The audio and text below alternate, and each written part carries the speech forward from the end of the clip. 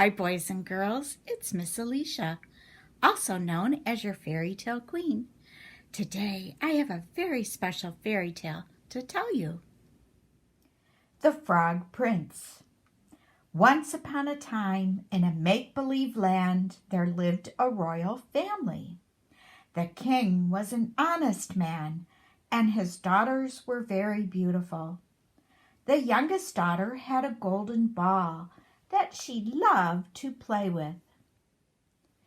One particular day, the little princess took her golden ball out to play by the pond. As she tossed the ball into the air, the sun danced on the golden surface, creating a beautiful sight. Again and again, the princess threw the ball into the air and caught it on the way down. She was enjoying her game very much. Kerplop!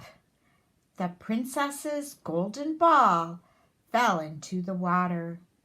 Seeing her golden ball sink to the bottom was more than the princess could endure. She sat down and wept bitterly.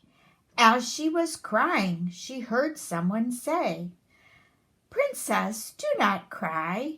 I would like to help you. What will you give me if I can get your ball from the water?" The princess looked up and found herself face to face with a frog.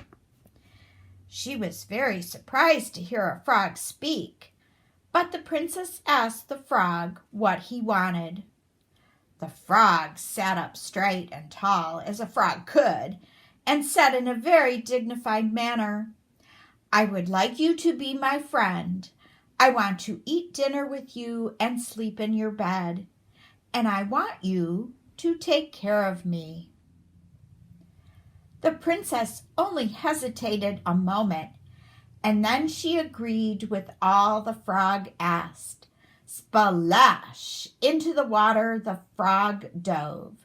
It took several moments before the frog returned with the golden ball. The princess took the golden ball from the frog and said very quickly, "Thank you," and ran back to the castle.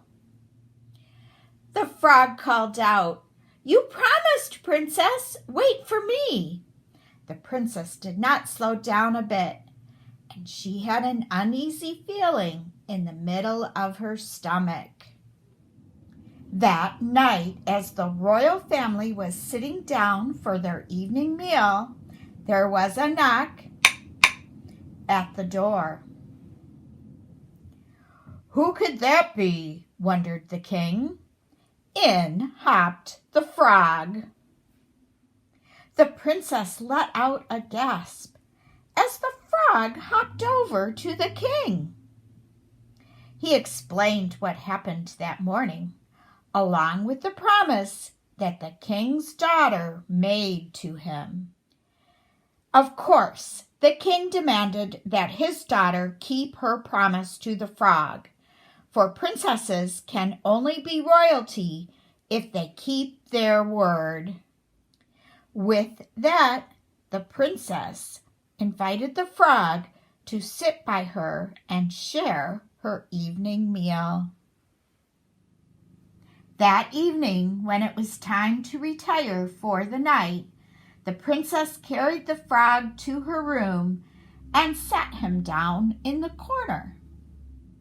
Then the princess readied herself and climbed into bed. She was very surprised when the frog hopped right up next to her and reminded her of the promise to share her bed. What a dilemma the princess found herself in. She knew her promise to the frog, but a frog as a friend? It was more than she wanted to think about. The princess turned her back on the frog and pretended to go to sleep. It wasn't long before she heard a sob and turned to see a large tear in the frog's eye. The little princess knew in her heart that she was being unkind. She also knew that a promise was a promise, and that her uneasy feelings would go away if she kept her word. With the compassion of a beautiful princess, she bent down and kissed the frog on the forehead and said she was sorry. The biggest surprise of the day happened after that kiss. There before her stood a handsome prince. He explained to the princess that he had been bewitched, and her friendship was what unlocked his true identity. The friendship deepened between the prince and the little princess until the time came that they married, and they lived happily ever after. The end. I hope you enjoyed this fairy tale. I will see you next time. Goodbye from your fairy tale queen.